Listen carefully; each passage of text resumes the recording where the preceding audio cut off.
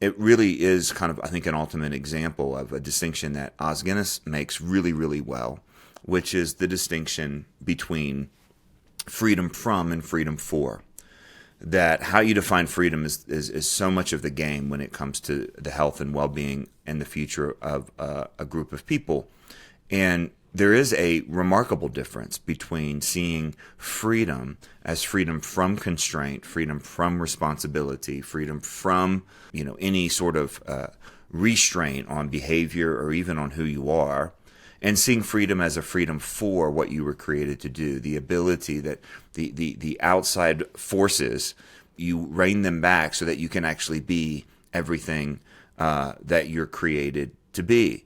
And so, you can get rid of irrational or unjust government regulation, and you can actually build something that's good for the people and that's profitable.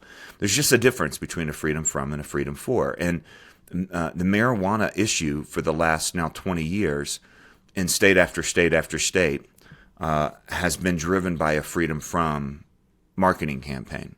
And it has been voted in on a freedom from mentality of the voters, not a freedom for. It's not a forward-looking thing. And for the state to incentivize that is for the state to incentivize things that it ought not when it comes to a population. And it just reflects kind of where a moral conscience is of a nation and of a people.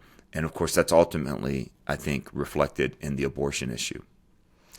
Yeah, you're right. I think we talked about this before back in August when we had an election here in Ohio, and just that the fact that it is more difficult right now, maybe it's always been this way, but it's certainly right now more difficult to ask people to prohibit something than to allow something. And I think that's just a general spirit of the age, but also maybe just part of the American spirit. The difference is the particulars of what we're asking to permit has changed a lot culturally over the past several decades. And I think that might be what Os Guinness is getting at, which is that I think it's good to have a general spirit of freedom in terms of lack of government restriction, like to err on the side of less government restriction is a good instinct. And that's embedded in the founding of America. The problem is, what I think John Adams said about the Constitution only being fit for a moral people, which is when you lose a common understanding of morality and of the purpose of life and what it means to be human, then the things you start requesting are the things you start wanting to do with that freedom from government restriction change, and they become destructive and unproductive and harmful. And but at the same, those requests change, but the spirit of kind of libertarianism does not. And that's when those things collide. That's how you get where we're at now.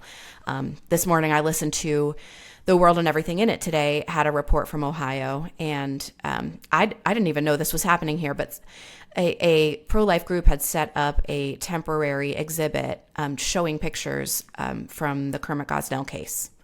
And, with some flyers about issue 1 and trying to inform people because one of the issues is this constitutional amendment in Ohio now says that the government may not directly or indirectly burden a person's access to abortion, which the argument could very well be made that then legal restrictions that put in safety protocols, put in legal oversight from the health department, things that could have or should have stopped Kermit Gosnell in Philadelphia would be illegal because you could consider those to be directly or indirectly burdening. And so they had set up this exhibit here, and in this world story, there was audio of a couple coming to look at it, and they were saying, oh my gosh, this is eye-opening. I had no idea this happened.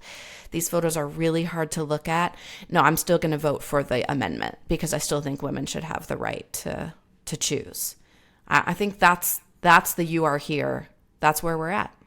This freedom to do is our highest value.